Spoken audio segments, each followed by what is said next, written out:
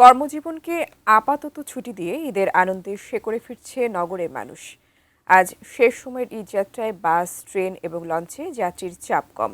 কোথাও কোথাও স্বস্তির ঈদ যাত্রায় বাদ সেধেছে বৃষ্টি। বিস্তারিত মনিরুল ইসলাম মিন্টু রিপোর্টে।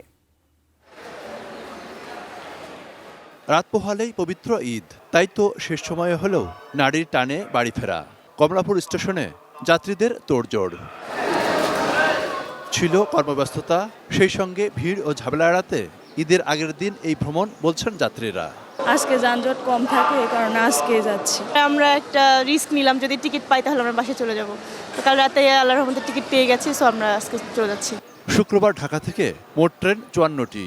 নেই তেমন শিডিউল বিপর্যয়, তবে নীলসাগর, কুড়িগ্রাম ও বেনাপোল এক্সপ্রেস এই 3টি ট্রেন বন্ধ রয়েছে। ট্রেনের ছাদে বা বগির মাঝখানে জীবনের ঝুঁকি নিয়ে ভ্রমণ না করার অনুরোধ রেলওয়ে কর্তৃপক্ষের।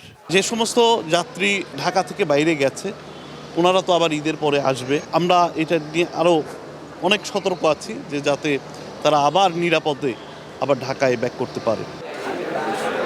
অন্যদিকে সড়কপথেও যাত্রীর চাপ তেমন নেই। বাস টার্মিনালগুলোতে যাত্রী কম থাকায় কাউন্টারগুলোতে লাভ সেভাবে না করতে পারার আক্ষেপ। অনেকে ট্রেন বা লঞ্চ বেছে নেওয়ায় সড়কে চাপ কমে গেছে জানান পরিবহন সংশ্লিষ্টরা। বাস পর্যাপ্ত, রাস্তায় জ্যামও নেই, অভাব শুধু যাত্রীর। নতুন বাংলাদেশ গড়তে এলো জুলফিকার স্টিল। জুলফিকার স্টিল, ইস্পাত দৃঢ় অঙ্গীকার। শ্বশুর শাশুড়ির কাছে ঈদ করবো আর কি, মা বাবার কাছে যাব, একটা আনন্দ রাখি। আজকে ঈদের বাজারে গাড়ির পরিস্থিতি, কয়জন লোক, 22জন লোক নিয়ে মাত্র যাচ্ছে, কিভাবে চলবে? অন্যদিকে সদরঘাট লঞ্চ টার্মিনাল থেকে সকালের দিকে চাঁদপুর, মুন্সিগঞ্জ সহ স্বল্প দূরত্বের যাত্রীদের মোটামুটি চাপ থাকলেও বরিশাল, ভোলা সহ দক্ষিণাঞ্চলের লঞ্চে যাত্রী কম ছিল।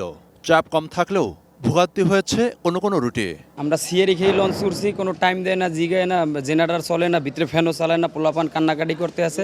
সন্ধ্যা 6টা বাজে আমাদের ছাড়ার কথা, এখন আমরা 10টা বাজে, 11টা বাজে ছাড়তে পারি, 12টা বাজে ছাড়তে পারি। বাচ্চায় রোজা রাখছে, আমি রোজা রাখছি, এই সকাল 5টা বাজে এসে বসে রয়েছি রোদের ভিতরে। বেলা 12টার দিকে সদরঘাট লঞ্চ টার্মিনাল পরিদর্শন করেন নৌ পরিবহন প্রতিমন্ত্রী রাজীব আহসান। এ সময় তাকে দেখে দ্রুত টার্মিনাল ছাড়ে কয়েকটি লঞ্চ। তিনি জানান, আবহাওয়ার বিষয়টি বিবেচনায় নিয়ে নৌ চলাচলে সতর্ক থাকার নির্দেশ দেওয়া হয়েছে। এইখানে যেভাবে আমাদেরকে প্রত্যেকদিন কাজ করতে দেখেছেন, আগামীকাল থেকে একইভাবে আমরা বরিশাল টার্মিনাল, চাঁদপুর, যতগুলো আমাদের নৌবন্দর আছে ওই দিকটায় প্রত্যেকটা বন্দরে আমরা থাকব। এরপরই শুরু হয় বৃষ্টি। দফায় দফায় বৃষ্টিতে দুর্ভোগে পড়তে হয় যাত্রীদের। এরপরও আপনজনদের মাঝে গিয়ে বিক্ষিপ্ত অন্তরাত্মাকে প্রশান্ত করতেই পথের কষ্ট তুচ্ছ করে বাড়ি ছোটে নগরের মানুষ। এই ঈদের সময়, এই সময় লম্বা ছুটি পাই একটু, সে কারণে একটু কষ্ট করে যাওয়া হয় আমাদের। আবহাওয়া তো খারাপ অবস্থা, এখন তো যাইতে হবে, করার কিছু নাই।